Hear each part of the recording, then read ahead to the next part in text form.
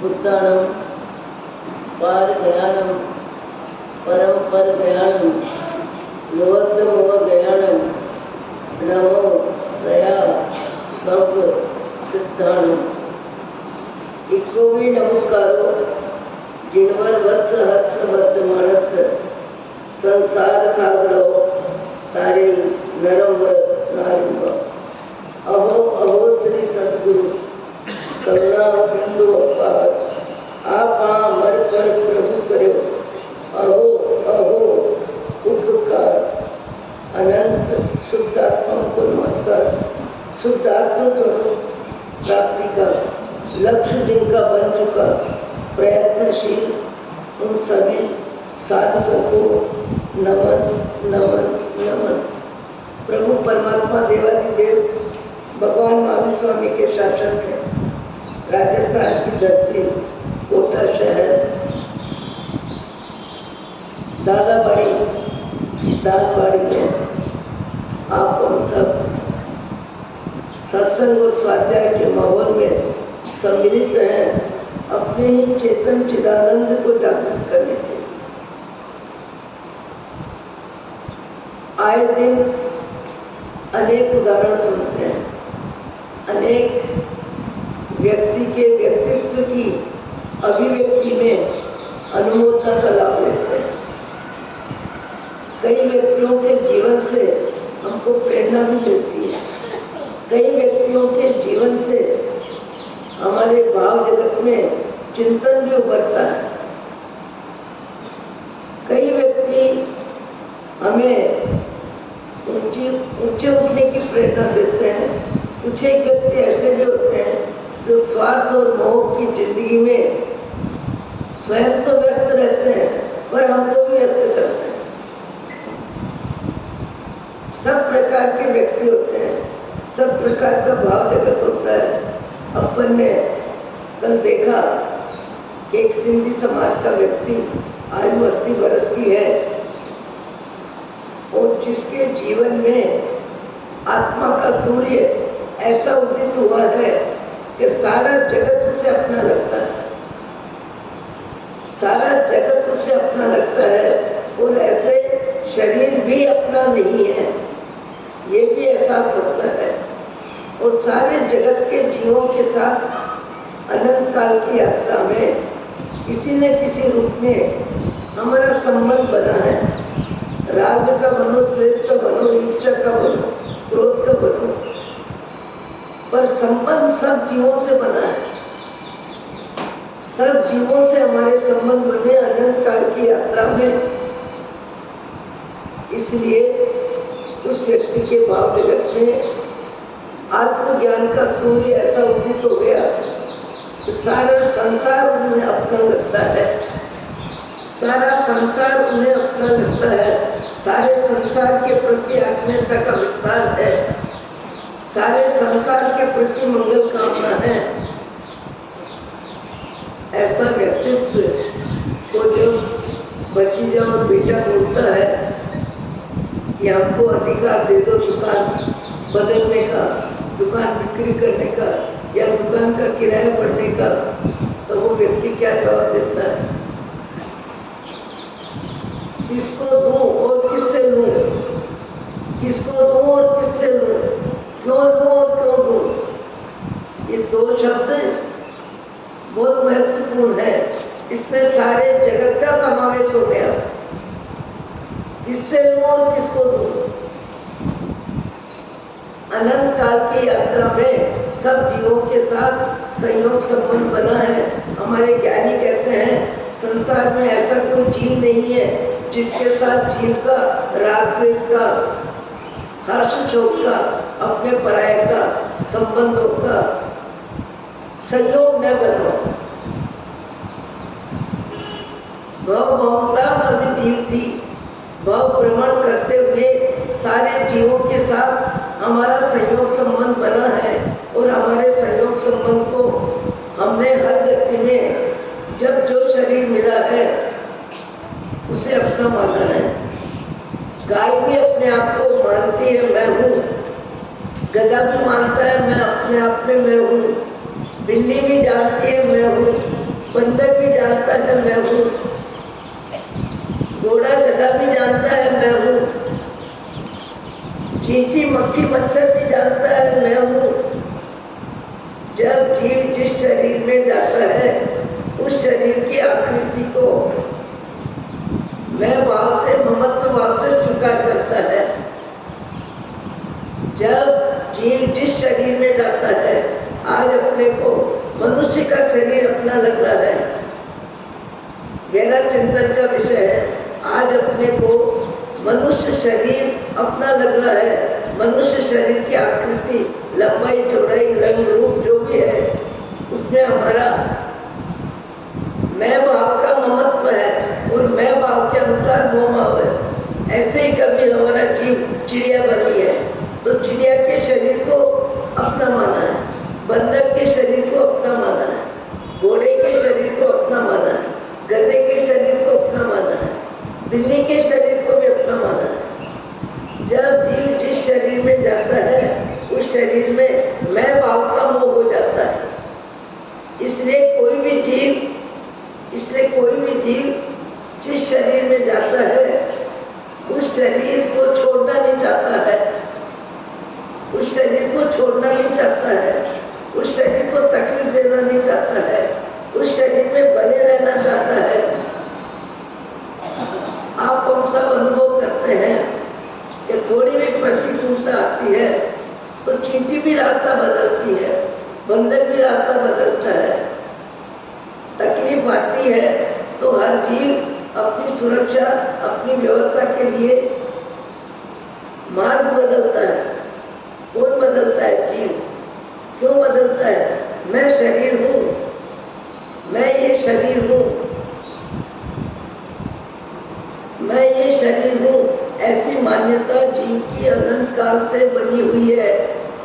इसलिए एक बार व्याख्यान में आया था कि किसे कहूँ मैं अपना चित्र, किसे कहूँ मैं अपना चित्र, क्योंकि चित्र, शरीर का चित्र हर गति में बदलता है, हर जाति में बदलता है, हर योनि में बदलता है।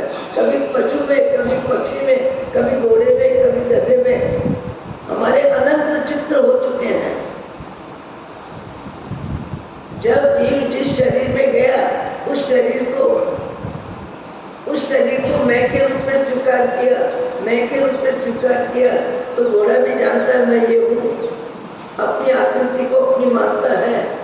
तो अनंत काल की यात्रा में हमने कितने शरीरों को और कितनी आकृतियों को अपना माना, हर भाव में माना है। और जब जो शरीर मिला उसी में मैं बुद्धि हो गई है, उसी में मोह बुद्धि हो गई है, उसी शरीर में जीव रहना चाहता है, उस शरीर को छोड़ना नहीं चाहता है। इसलिए जैन दर्शन का, सारे धर्मों का एक नारा है, जियो और जीने दो, जियो और जीने दो। आप अपने आप को सुख शांति में रखो और दूसरों की सुख शांति छीनो मत, दूसरों की सुख शांति कम करो मत, दूसरों के लिए मित्रों की भावना बनाओ मत, दूसरों में अशांति पैदा हो ऐसा व्यवहार करो मत। अहिंसा धर्म, क्या चैन क्या वैष्णव, सब में अहिंसा धर्म प्रधान है। अहिंसा धर्म का मुख्य नारा क्या है? जीवो और जीने दो, जीवो और जीने दो। पर ये नारा हमारा जो है काल सापेक्ष है। हमारा जीवन जो भी है, जितना है, जैसा है, जिसका है, सारे जीवन हमारे क्या है? काल सापेक्ष है। काल निरपेक्ष केवल, काल निरपेक्ष कौन हो सकता है? आपको ये बात समझ में नहीं आ रही है? समझने के लिए तो बैठे हैं। जिस दिमाग का उपयोग दुनिया में घूमता है, सत्व मूल्यांकन करता है, कपड़े का मूल्यांकन करता है, कागज का मूल्यांकन करता है, संबंध का मूल्यांकन करता है, वस्तु का मूल्यांकन करता है, मेरे के घेरे में सबको संभाल के रखता है। जब जो मिलता है, जितना मिलता है, जैसा मिलता है, ये ज्ञान शक्ति आत्मा की तो है, ये ज्ञान शक्ति अपनी तो है, ये ज्ञान शक्ति हमारी है। और हमारी ज्ञान शक्ति यदि हम काम में लें तो इससे पहले प्रश्न क्या था? निरपेक्ष। हमारे जितने भी संबंध है, हमारे जितने भी संबंध है काल सापेक्ष है। काल सापेक्ष शब्द का अर्थ क्या? हर संबंध के साथ काल जुड़ा हुआ है। आप पिता कब बने? आप बहन कब बनी? आप भाई कब बने? आप पति कब बने? आप पत्नी कब बने? आपका बेटा कब हुआ? आपकी बेटी कब हुई? सबका समय अलग है। वो सारे समय जो है काल सापेक्ष है, काल की अपेक्षा है, समय की अपेक्षा है। काल सापेक्ष शब्द समझ में आना चाहिए। सारे संबंध समय की अपेक्षा से है। बाप सदा नहीं थे, दादा सदा नहीं थे और सदा रहेंगे भी नहीं, सदा रहेंगे भी नहीं। गति बदली नहीं, संबंध बदल जाएगा। गति बदली नहीं, वर्तमान के संबंध विस्मृत हो जाएंगे। वर्तमान के संबंध ओम शांति हो जाएंगे। वर्तमान का साधन सुविधा व्यवस्था, घर मकान दुकान, सब में मैं बुद्धि जीरो हो जाएगी। मैं बुद्धि जीरो हो जाएगी। जब मैं बुद्धि जीरो हो जाएगी तो वो बुद्धि कहाँ रहेगी? मैं बुद्धि नहीं रहेगी तो वो बुद्धि कहाँ से होगी? आप हम सब यहाँ बैठे हैं, इस जमीन पे बैठे हैं, जमीन का उपयोग भी कर रहे हैं, पर इस जमीन के प्रति हमारी मैं बुद्धि नहीं है। मैं बुद्धि नहीं है इसलिए वो बुद्धि नहीं है। वो बुद्धि का संबंध किससे? मैं बुद्धि से। ध्यान देना शब्दों पे। आपको भी हमारा साहित्यिक भाषा लगते हो। साहित्यिक भाषा कुछ नहीं, बोलचाल की भाषा नहीं। हमारा काम एक ही भाषा से चलता है। संस्कृत प्राकृत समझने जितनी आती है, पर अंग्रेजी तो हमारी जिंदगी में राम राम है। हमको तो प्रसाद पंत, निराला महादेवी, इन साहित्यकारों को पढ़ने का मौका मिला है। काल सापेक्ष सारे संबंध होते हैं, काल निरपेक्ष मात्र एक आत्मा है। काल निरपेक्ष एक आत्मा है जो अतीत में थी, वर्तमान में है और भविष्य में रहेगी। आत्मा का कभी अंत नहीं होता, आत्मा कभी समाप्त नहीं होती, आत्मा का कभी जन्म नहीं होता, आत्मा की कभी मृत्यु नहीं होती। आत्मा अजर अमर है। केवल कर्म बंधन के अनुसार, मोह बुद्धि के अनुसार, तेरे मेरे भावों के अनुसार गति बदलती रहती है, जाति बदलती रहती है, समय बदलता रहता है, सुख दुख बदलता रहता है। कभी हर्ष का वातावरण, कभी शोक का वातावरण, कभी जन्म से जीव दुखी है, कभी बचपन में दुखी है, कभी जवानी में दुखी है, कभी बुढ़ापे में दुखी है। दुख और सुख हर व्यक्ति के जीवन में है, कम हो कि ज्यादा हो, पर ये सारे संबंध काल सापेक्ष है। काल सापेक्ष उसे ही कहते हैं जो संबंध बदलते हैं। इसलिए उन भाई साहब ने 80 वर्ष की उम्र में जाति से, जो सिंधी समाज के व्यक्ति है, और भाव में जैन वैष्णव सारे धर्मों का सार जिनके भाव जगत में है, उन्होंने क्या कहा? अनंत काल की यात्रा में मेरे जीव ने सबके साथ संबंध बनाए हैं और सबके साथ संबंध छूटे हैं, सबके साथ संबंध बदले हैं। किसे कहूँ मैं अपना चित्र, किसे मैं अपना कहूँ और किसे मैं पराया कहूँ। वो भतीजे को कहते हैं तुम कब से हो और मैं तुम्हारा चाचा कब से हूँ, और कब तक ये संबंध रहेगा? तुम्हारा और मेरा संबंध कब तक रहेगा? इस भाव से पहले तुम कहाँ थे? इस भाव से पहले तुम कहाँ थे और मेरे तुम्हारे बीच में संबंध क्या था? और आने वाले भाव में तुम कहाँ रहोगे, किस गति में रहोगे, मैं किस गति में रहूंगा, तुम्हारा मेरा संबंध क्या रहेगा? अतीत की अपेक्षा और शरीर बदलने की अपेक्षा सारे संबंध बदल जाते हैं। गति बदल जाती है, जाति बदल जाती है, पुण्य पाप बदल जाता है, व्यक्ति का जीवन बदल जाता है। कई व्यक्तियों का जीवन ऊपर उठ जाता है और कई व्यक्तियों का जीवन जहाँ है वहाँ से भी मोह माया की आसक्ति में, इंद्रियों के लगाव में, विषय वासना की रुचि में और नीचे चला जाता है। जहाँ है वहाँ से भी पशु पक्षी के जीवन में चला जाता है। उस व्यक्ति का ज्ञान ब्रह्म ज्ञान था, आत्मज्ञान था, सच्चा ज्ञान था, सही ज्ञान था। इसलिए उस व्यक्ति ने कहा अनंत काल की यात्रा में सारे संबंध सबके साथ रहे, किसे कहूँ मैं अपना मित्र और किसे कहूँ मैं अपना शत्रु, किसे कहूँ मैं अपना मित्र और किसे कहूँ मैं शत्रु। मैं कैसे तुमको अपना मानूं और कैसे जो दुकान में बैठे हैं अपनी घर गृहस्थी चला रहे हैं, कमा के खा रहे हैं, उनको पराया कैसे मानूं, उनको पराया कैसे मानूं। हम एक के संबंधों में, राग द्वेष की यात्रा में तेरे मेरे के भाव जगत को बार बार क्या करते हैं, संबंधों में भाव जगत में मोह की स्थापना करते रहते हैं। मोह बदलता रहता है, मोह की स्थापना भी बदलती रहती है। कभी किसी से लेते हैं, कभी किसी को देते हैं, कभी किसी से राजी होते हैं, कभी किसी से नाराज होते हैं। व्यक्ति संबंधों में वस्तु जगत के प्रति भी अधिकार बदलता है, राजी बदलता है, मोह में बदलता है।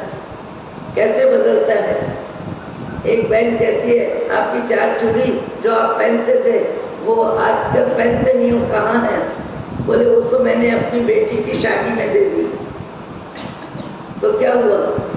वस्तु है, वस्तु का अधिकार बदल गया, वस्तु की उपयोगिता बदल गई, वस्तु का ममत्व बदल गया। अब आपके भाव जगत में उसका ममत्व नहीं रहा, बेटी के भाव जगत में उसका ममत्व बढ़ गया। ऐसे ही एक होके सारे संबंधों में जीव राग द्वेष करता है। जब जिसको सच्चा ज्ञान आ जाता है, आपने नाम सुना होगा अनाथी मुनि जो धनाढ्य परिवार का व्यक्ति है, परिवार है, धन है, संपत्ति है, सुविधा है, साधन है, सब कुछ अमाप किसको कहते हैं? जिसका माप तो नहीं, अमाप है,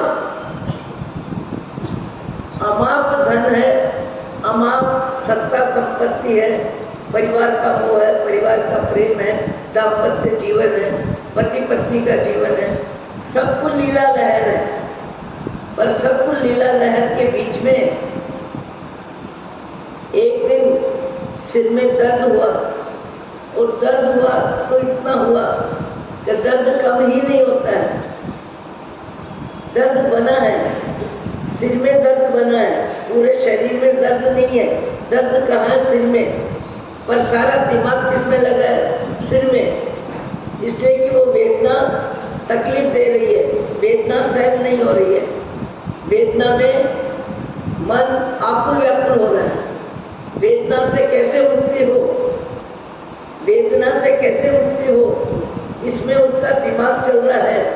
परिवार भी पूरी व्यवस्था में लगा है कि हमारे बेटे का सिर दर्द कैसे ठीक हो, किस हकीम को बुलाएं, किस डॉक्टर को, किस वैद्य को, किस शाना गोपा किसको बुलाएं। सारा शरीर बीमार नहीं है, बीमार क्या है? सिर। और सिर में पूरी व्यक्ति की चेतना कहाँ लगी है? सिर में लगी है। उसकी भी लगी है, उसकी पत्नियों की भी लगी है, माँ बाप की भी लगी है, सबकी लगी है।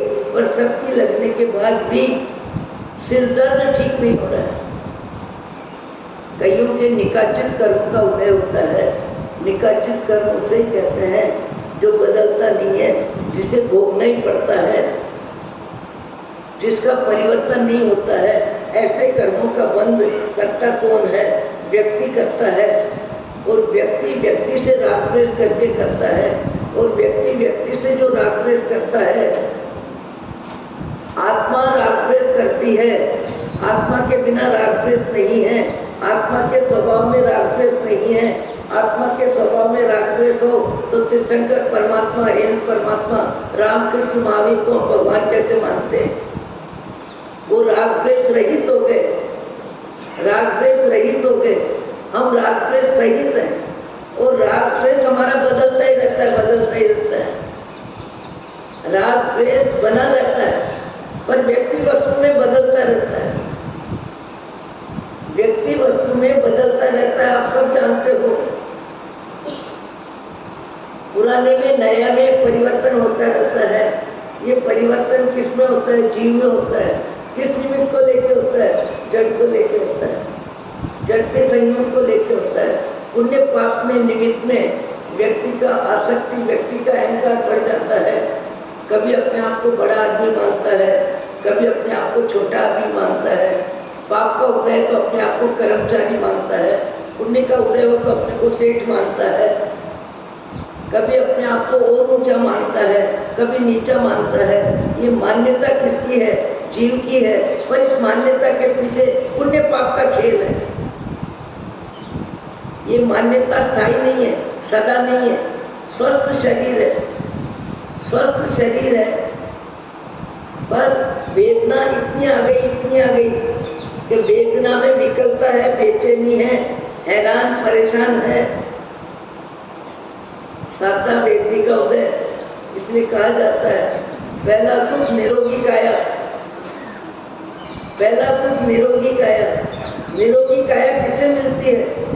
जो दूसरों को मानसिक, शारीरिक, वैचारिक सुविधा साधन में तकलीफ कम देता है, दूसरों का हक नहीं छीनता है, दूसरों को ताड़ना तड़ना मारपीट करने में अपने मन बुद्धि प्राण को उपयोग नहीं करता है, उसको सातवां वेदनी का बंध होता है।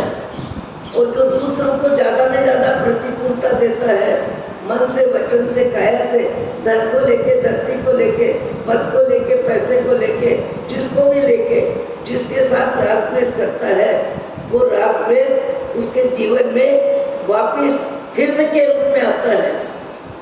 और फिल्म के रूप में आता है तब पुण्य का उदय तो जीव को सुहाता है, पुण्य का उदय तो जीव को अच्छा लगता है, पुण्य के उदय को तो जीव संभाल के रखना चाहता है, पुण्य के उदय में मन राजी रहता है, पुण्य का उदय को अपना उदय मानता है, जीवन को सार्थक मानता है, जीवन को सफल मानता है। पुण्य के उदय में जीव अपने आप को सफल मानता है, पर सिर दर्द, उस सेठ के लड़के के सिर दर्द इतना ज्यादा, इतना ज्यादा, इतना ज्यादा, खुद भी बेचैन। और भी बेचैन कौन है? जिन जिन का मोह है, जिन जिन का अपनापन है।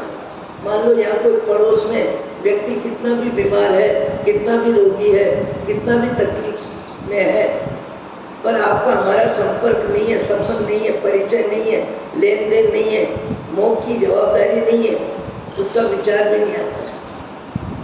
पर जहाँ अपनापन है, चाहे वो प्रांत बदल दे, चाहे गांव बदल दे, चाहे शहर बदल दे, उसकी वेदना में मन सम्मिलित हो जाता है बार बार। अरे मेरे कंवर साहब को ये तकलीफ है, मेरी बेटी को ये तकलीफ है, मेरे पोते को ये तकलीफ है, और सुख सुविधा है तो उसमें भी व्यक्ति का मन घूमता है। मेरा बेटा बहुत भाग्यशाली है, मेरे बेटे को सब सुविधा है, बहुत अच्छा है, संबंध भी अच्छे हैं, हमारा भी ध्यान रखता है। हमारा मन दुनिया में घूमता है, और दुनिया में घूमता है, उससे ज़्यादा परिवार में घूमता है, और परिवार में घूमता है, उससे ज़्यादा अपने शरीर में घूमता है। अपना मन सबसे ज़्यादा अपने शरीर में घूमता है, बार बार शरीर को देखता है, शरीर को दिखाता है, शरीर को अच्छा दिखे इसके लिए कपड़े बदलता है, व्यवस्था बदलता है। क्या नहीं करता है जी? क्योंकि शरीर में मैं बुद्धि है, मैं बुद्धि है, इसलिए मोह बुद्धि है। तो जहाँ जहाँ संबंध संयोग है, वहाँ वहाँ जीव का मन घूमता है, पर सबसे ज्यादा मन अपने शरीर की वेदना में घूमता है। सबसे ज्यादा मन अपने शरीर की वेदना में घूमता है और सुख सुविधा में घूमता है। ध्यान देना बाद में, आखिर में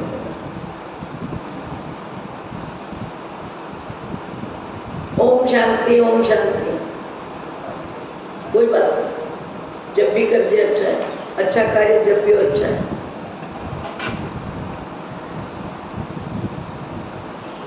उनतीसवां उपवास है, 11वां मासक श्रवण।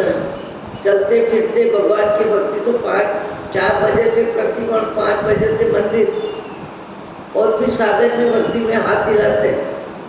पुरस्कारी करने का मन होता है, खाना नहीं है, खाने में मन नहीं जाता है, और खिलाने की व्यवस्था में शरीर को लगा देते हैं। अपनी अपनी रुचि है, अपना अपना भाव है। अपन इस व्यवस्था में जा रहे थे कि सबसे ज्यादा व्यक्ति का मन अपने शरीर में घूमता है। पुण्य का उदय हो तब भी घूमता है, पाप का उदय हो तब भी घूमता है। पुण्य के उदय में भी अपने शरीर को बार बार देखता है, कपड़े बदल के भी देखता है, आईने में भी देखता है, पहन के भी देखता है, पहने हुए को भी देखता है। और शरीर में यदि बीमारी आ जाती है तो बीमारी में भी मन घूमता है,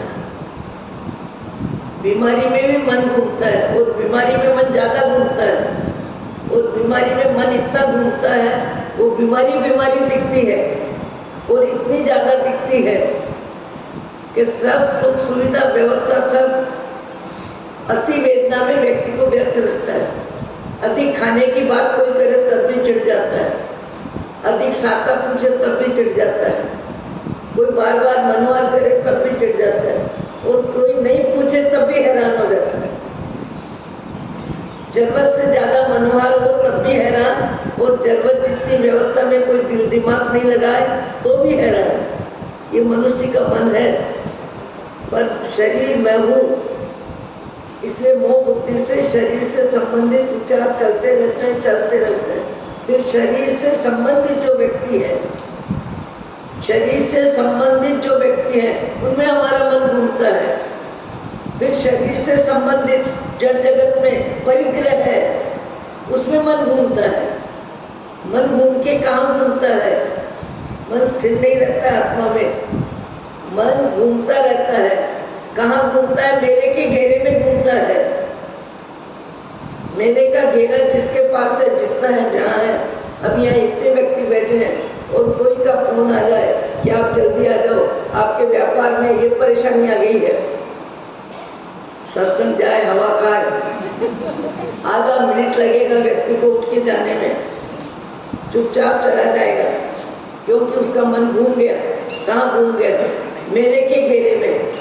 धन, धरती, पद, पैसा, रंग, रूप जो भी है मेरा, मेरे के घेरे में मन घूमा नहीं और मन बदला नहीं। सामायिक करते हुए, जाप करते हुए, पाठ करते हुए कोई चीज इधर से उधर हो जाए, कोई चीज इधर से उधर हो जाए, जबकि जो मिला है सब छूटने वाला है, छूट के ही रहेगा, और शरीर बदलेगा, व्यवस्था बदलेगी, सब जानते हैं। पर जब तक शरीर में जीव है, वहां तक मेरे के घेरे में अपना शरीर और अपनों का शरीर, अपनों का शरीर, बेटी हो, बेटा हो, दोहिता हो, दोहिती हो, वेदना वो भोगते हैं। वेदना का बंध उन्होंने किया है, वेदना का उदय उनके जीवन में आया है। पर कई नानियां, अरे मेरे दोहिता बहुत बीमार है, मेरे दोहिते को बहुत तकलीफ है, बहुत मानसिक तकलीफ है। आपको तकलीफ क्या है? मोह की तकलीफ है, संबंध की तकलीफ है, मेरेपन की तकलीफ है। वेदना तो कोई भोगता है जिसने कर्म बंधन किए, वेदना कोई किसी की भोगता नहीं है। वेदना वही भोगता है जिसने कर्म बंधन किए हैं। यहाँ सिर दर्द इतना ज्यादा, इतना ज्यादा, उपाय जितने भी किए जा रहे हैं सब बेकार, सब बेकार, सब बेकार। कोई उदय काम में नहीं आ रहा है, कोई निमित्त काम में नहीं आ रहा है, कोई दवा काम में नहीं आ रही, और निद्रा आंख में आती नहीं है, और लगातार लगातार लगातार वेदना में मन व्यस्त है। हमको याद आ जाते हैं गुरु विचक्षण सिंह जी महाराज, वेदना में जो स्वस्थ थे, वेदना में जिनका मन स्वस्थ था, साता वेदनी का उदय, असाता वेदनी का उदय, सम्मान, सुविधा, नाम, पुण्य के उदय की फिल्म में भी जो अनासक्त थे, और पाप के उदय की फिल्म में भी जो सहज थे, महामानव वो होते हैं। आप कहोगे कौन होता है? आप में से भी कोई होगा भवी जीव, जिसको आत्मज्ञान में रुचि है, जिसको स्वाध्याय में रुचि है, जो अपने आप को पहचानना चाहता है, जिसके भाव जगत में आचार्य सूत्र का ये वाक्य आया है, को हम। अरे अनंत काल की यात्रा में जीवनी शरीर को मैं माना है, ये तो पुण्य का उदय है कि आपको ऐसे शब्द सुनने को मौका मिल रहा है और आपकी रुचि है, इसलिए आप आके बैठ रहे हैं। को हम, आचार्य सूत्र कहता है, जीव से प्रश्न करो, को हम, मैं कौन, मैं कहाँ से आया, मुझे कहाँ जाना है, कहाँ से आया और कहाँ जाना है, मैं कौन, मैं कौन, मैं कौन। जिसको लगन लगती है कि मैं आत्मा हूँ, मेरा स्वरूप ज्ञान है, दर्शन है, चारित्र है, अकषाय गुण मेरा है, मेरे में राग नहीं, मेरे में द्वेष नहीं, मेरे में ईर्ष्या नहीं, मेरे में क्रोध नहीं, मेरे में इंद्रियों का विषय नहीं, मेरे में कषाय नहीं, मेरे में कुछ नहीं। जो कुछ है संसार परिभ्रमण में मैंने शरीर को मैं बुद्धि से, मोह बुद्धि से मैं माना, इसलिए पूरे शारीरिक जिंदगी में और शरीर से संबंधित दो विभाग है। शरीर से संबंधित कौन कौन से विषय?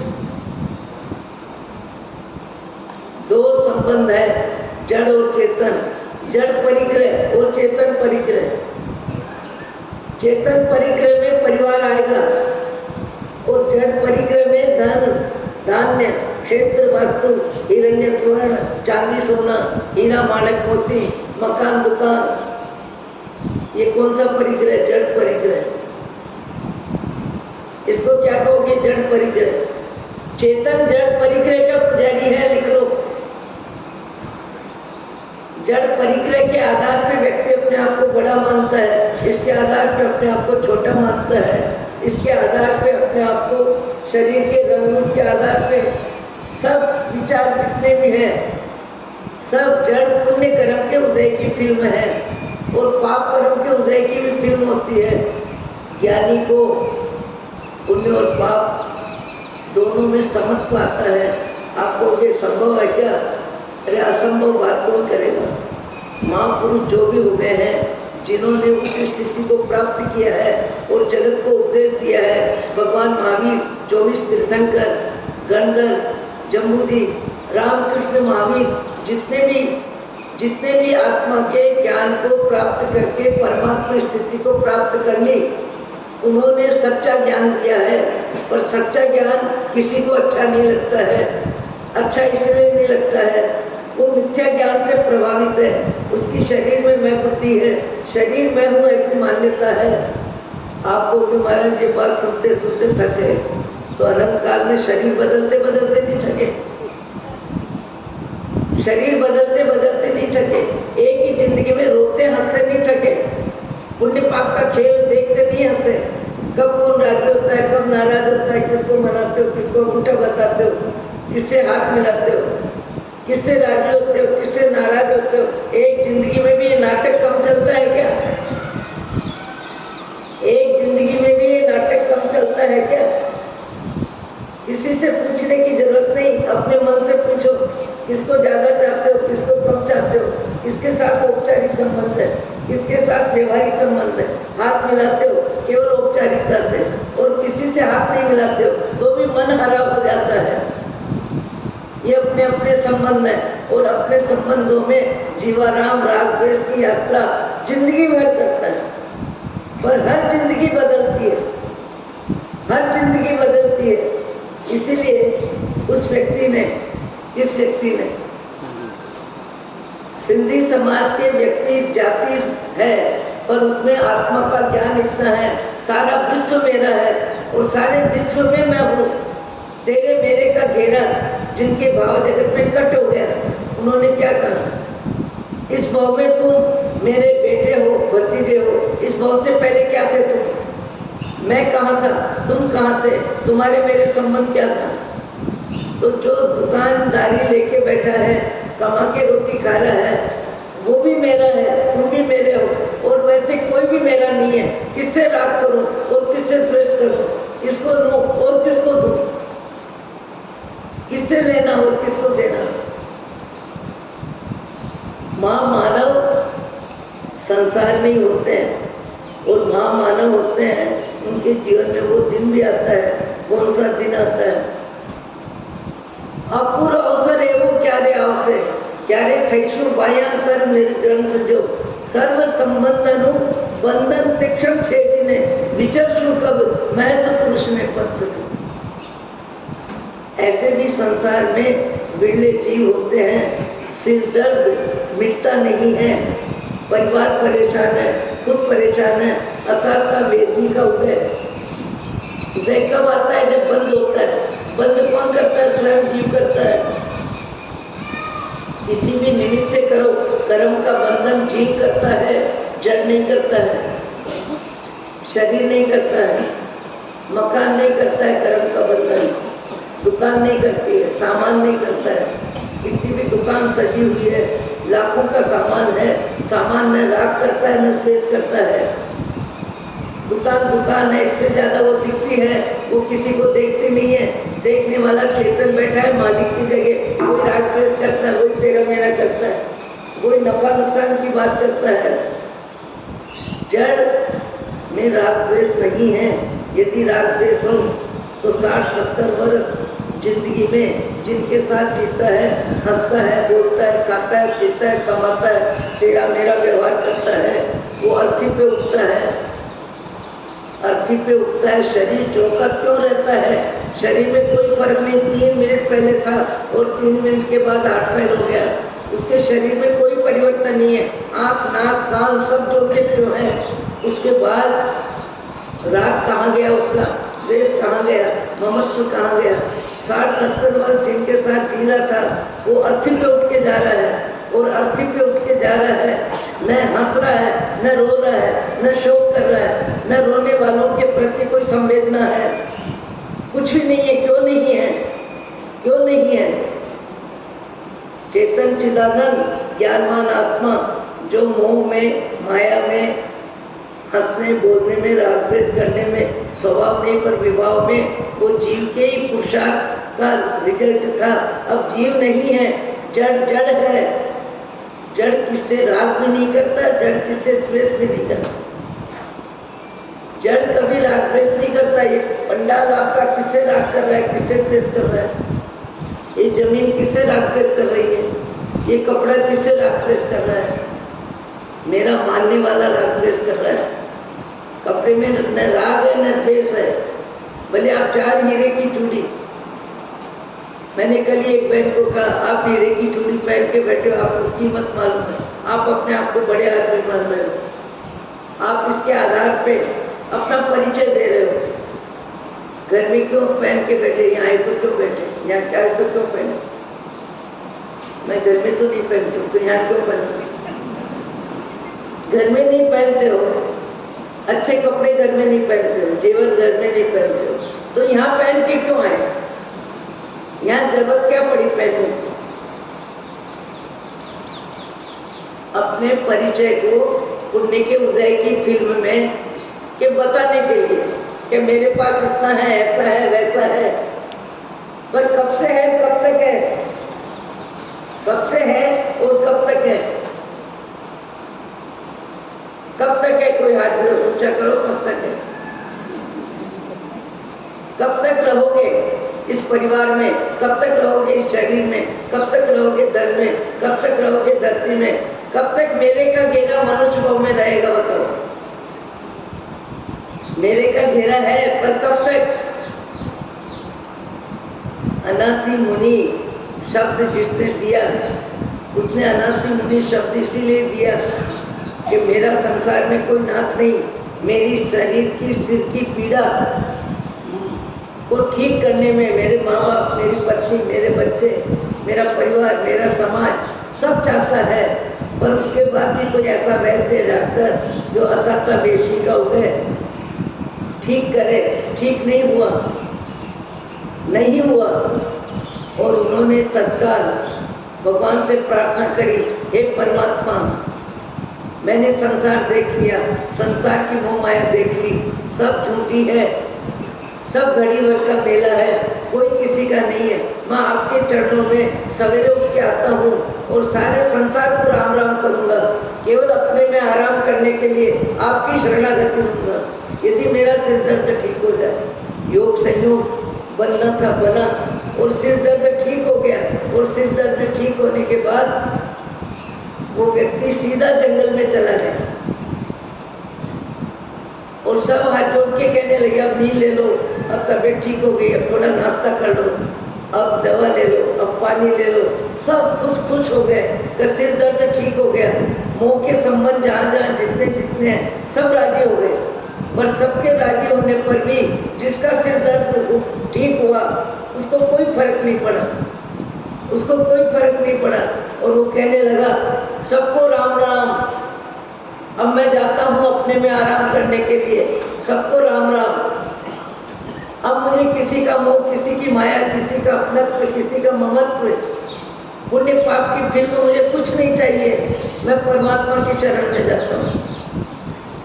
जंगल के जोगी बनते हैं और जंगल के जोगी बनते हैं और इधर से श्रेणिक महाराजा आते हैं और श्रेणिक महाराजा देखते हैं क्या रूप है, क्या रंग है, क्या उम्र है, क्या जवानी है और क्या जंगल है, और जंगल में कैसे ये व्यक्ति एकदम आत्मा के ध्यान में, आत्मा की लगन में कहाँ बैठा है, क्यों बैठा है, क्या तकलीफ हुई, क्या प्रतिकूलता हुई, कैसे यहाँ आने का मन हो गया, क्यों हो गया।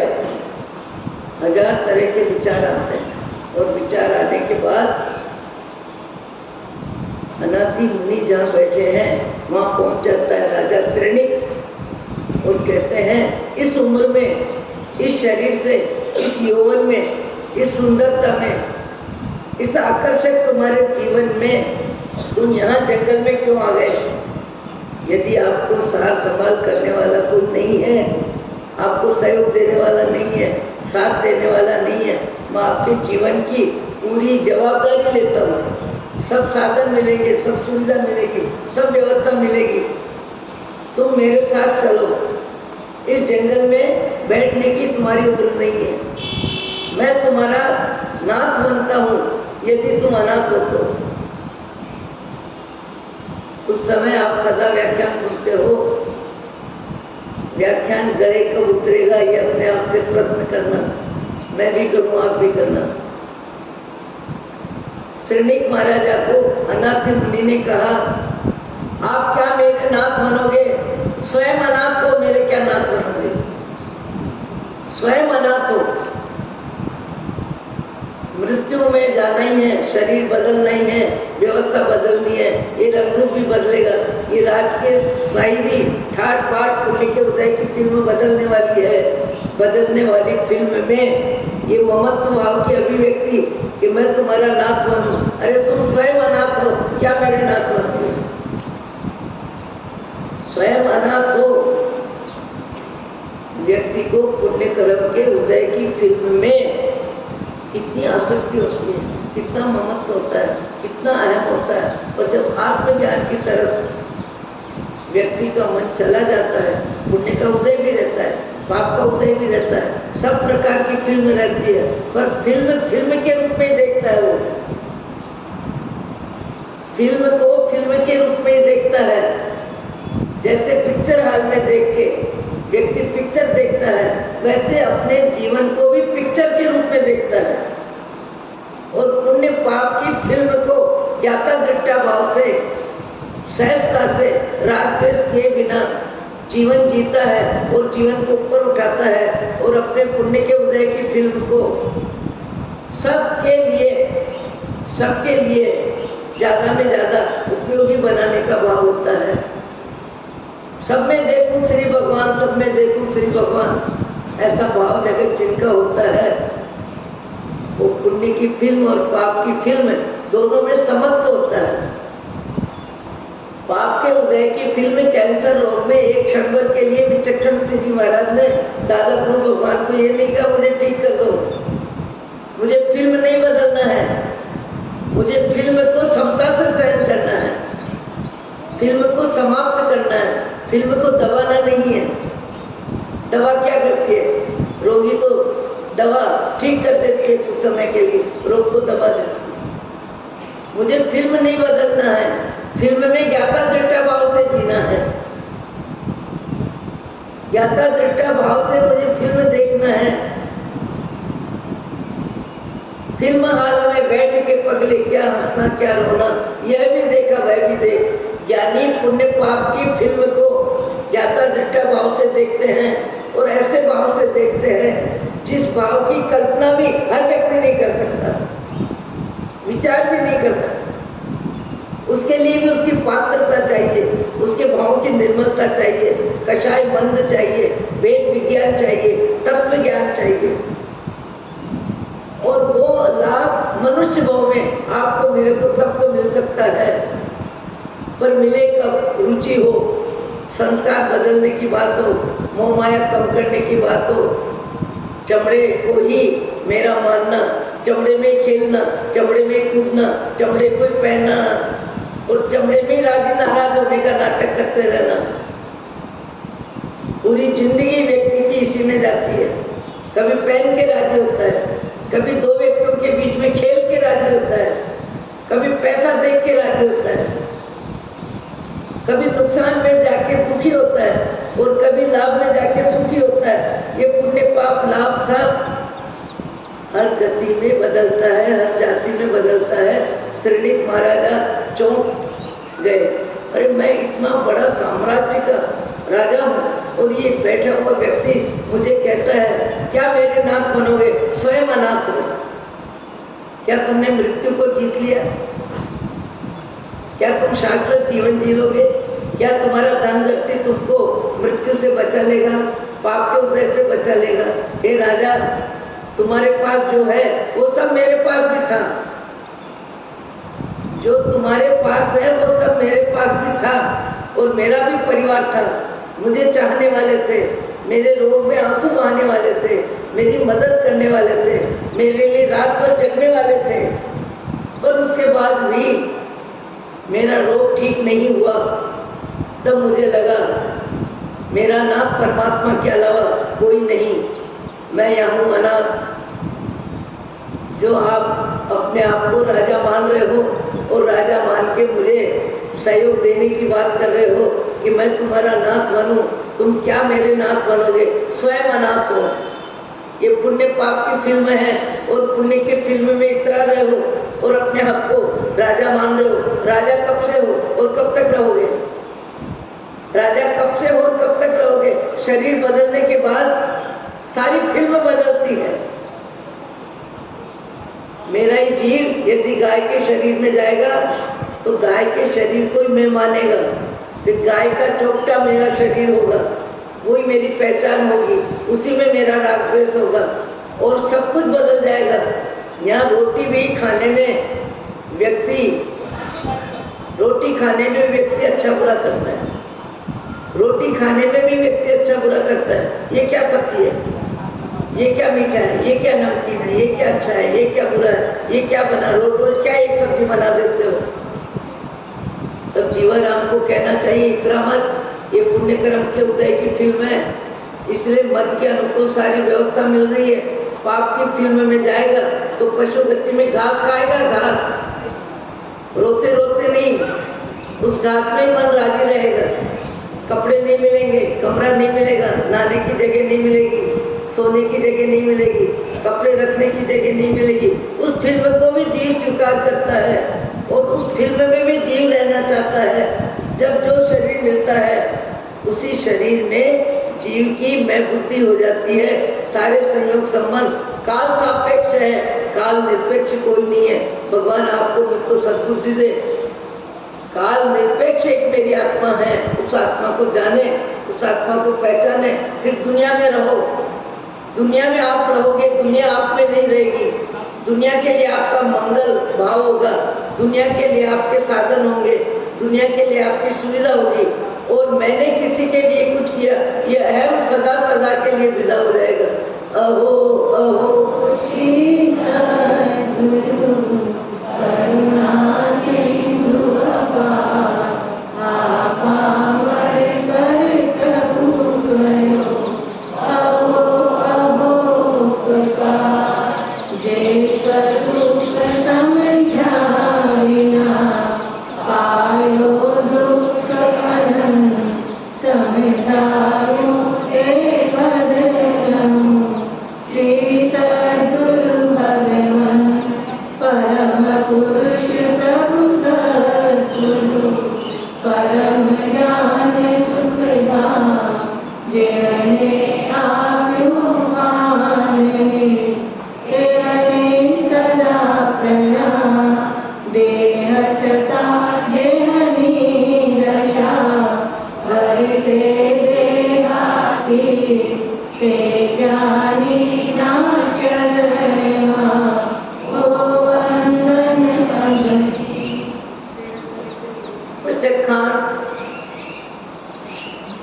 13 तारीख से पर्युषण पर्व की आराधना का समय हमारे जीवन में आ रहा है। 8 दिन का समय, उसके बारे में कल परसों चर्चा होगी कि 8 दिन का समय हम कैसे बिताएं, अपने मन को कैसे समझाएं, कितना समझाएं, कैसे बदलें और कैसे कान पकड़ के अपने मन को ठिकाने लावें। पचखान सूर्योदय अवतठम पचखाई दिव्यम प्यार मसल पाणम कायम सायम अनर्थम भगम संतगण पाणार पोर्ची साठ पोर्ची मूर्ति पचकाई चोम प्यार मसल पाणम खाइमम सायम अनर्थम भगम संतगण सब समय वच्चे गाणो श्री आंबिल देवी एकासन व्यासन आंबिल देवी के पचखाई लेवल आज अष्टमी है। बहुत व्यक्तियों के आंबिल एकासन उपवास है। पोर्ची साठ पोर्ची मूर्ति पचकाई चोम प्यार मसल पाणम कायम सायम अनर्थम भगम आंबिलम देवी पचकाई देवालयन गीत संचिटन उचित गण पडुचे पटेगण एकासन व्यासन पचकाई तिवम प्यार मसम खायम सायम अनर्थम भगम सस्ता गण सब समय बत्तिया गण